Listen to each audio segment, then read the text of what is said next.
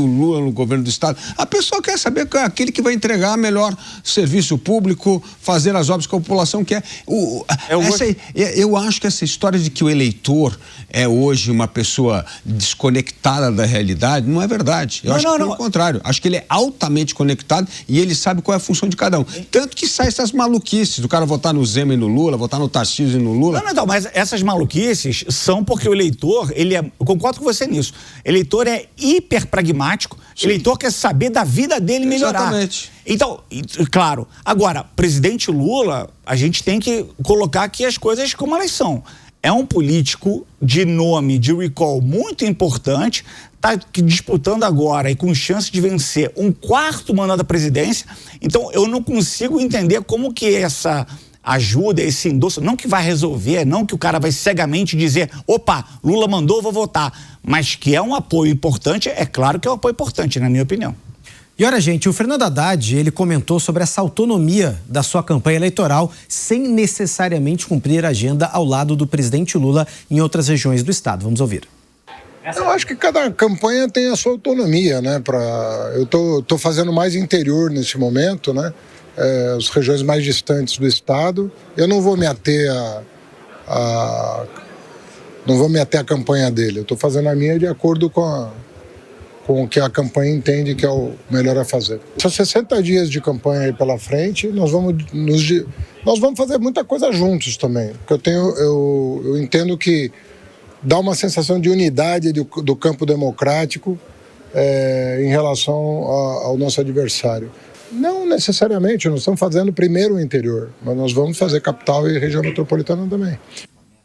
Bom, a gente traz um destaque internacional aqui no nosso 3 em 1, porque o número de mortos na Colômbia após um forte terremoto ter atingido boa parte do país chegou a mais de 240. Os Estados Unidos anunciaram uma ajuda de 15 milhões de dólares em recursos para a construção de abrigos e também alimentação às famílias atingidas. Eliseu Caetano está ao vivo conosco, que vai trazer mais detalhes da situação depois desse terremoto que devastou boa parte do país. Meu amigo, boa tarde. Oi, Cássius, ótima tarde para você, para os nossos companheiros debatedores e para todo mundo que acompanha o queridinho das tardes da Jovem Pan, o nosso 3 em 1. A gente chega ao vivo direto dos Estados Unidos, trazendo todas as atualizações, quase 24 horas depois desse terremoto de magnitude 7,4 graus Celsius, a escala Richter, ter sacudido a Colômbia. O país ainda trabalha para tentar encontrar possíveis sobreviventes. Os números atualizados de momento são, segundo a agência internacional de notícias Reuters, 254 pessoas foram encontradas até o momento sem vidas. Portanto, o número de mortos subiu agora há pouco para 254 pessoas. Mais de 1.600 pessoas foram encontradas feridas, estão recebendo ou passaram por atendimentos médicos nos hospitais que resistiram aos tremores e também nos hospitais que estão sendo montados em tendas espalhadas pelas cidades mais atingidas. O número de edifícios, casas, prédios públicos danificados já ultrapassa 5.000, segundo as agências de notícias locais. Agora, Cássius, um número que também assusta e chama a atenção da sociedade colombiana e da comunidade internacional de maneira geral, é o número de réplicas. A gente tem acompanhado ao longo dos últimos meses diversos tremores acontecendo em países no mundo inteiro.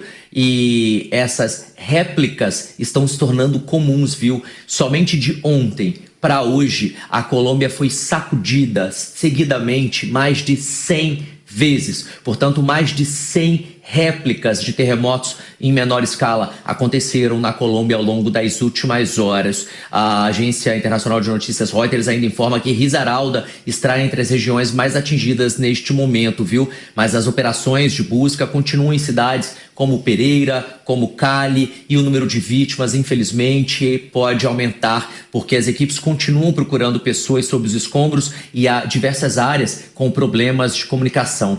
As imagens que rodam o mundo impressionam. Centenas de pessoas vagando pelas ruas sem ter para onde ir, muitas pessoas tentando retirar pedaços de escombros com as próprias mãos, numa tentativa desesperada de encontrar familiares, amigos, vizinhos, de ajudar como podem. E falando em ajuda, o governo norte-americano anunciou agora, no início da tarde, o envio de cerca de 15 milhões de dólares em ajuda para a Colômbia. Esse dinheiro, como você disse, Cássio, vai ser utilizado a princípio para fazer abrigos temporários, ajudar também com a alimentação para as pessoas que estão desabrigadas e desalojadas em todo o país, e a Colômbia está com estado de emergência decretado. A gente vai seguir daqui acompanhando essas e outras notícias importantes e eu volto ao longo da programação da Jovem Pan. É com você no estúdio.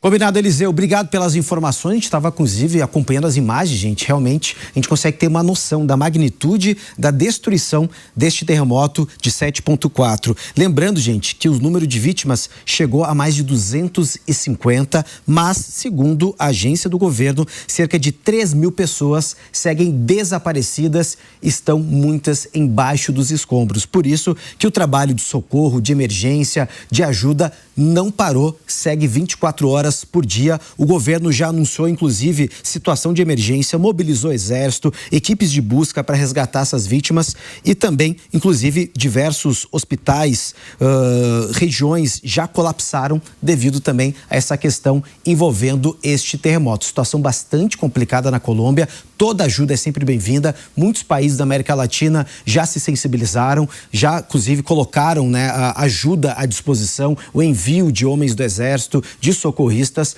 porque as buscas são muito importantes. E à medida que o tempo vai passando, vai diminuindo as chances dessas vítimas sobreviverem devido ao forte terremoto que atingiu boa parte do país, que é a Colômbia.